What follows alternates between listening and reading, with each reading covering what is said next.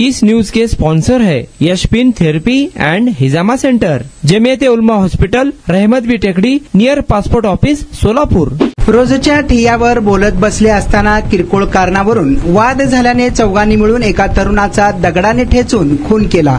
हा प्रकार गुरुवारी दुपारी 4च्या सुमारास ताई चौकाजवळील वीटभट्टी येथील काटेरी झुडपात घडला। या प्रकरणी तिघांना पोलिसांनी ताब्यात घेतले।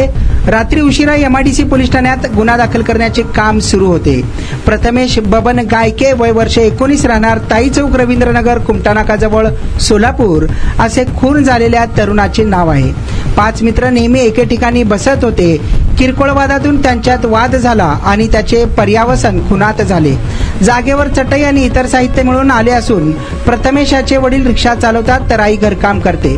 प्रथमेश हा मित्रासोबत बसला असता झालेल्या वादात चौघांनी मिळून प्रथमेशच्या डोक्यात दगड घातल्याने त्याच्या जागेवरच मृत्यू झाला।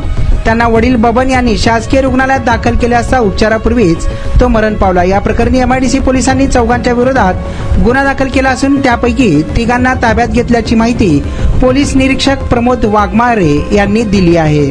मात्र सोलापुरात गेल्या काही दिवसांपासून दिवसाढवळ्या मर्डर होत असल्या कारणाने सोलापुरात कायदा व सुव्यवस्था आहे की नाही हा प्रश्न आता नागरिकांमधून उपस्थित केला जात आहे।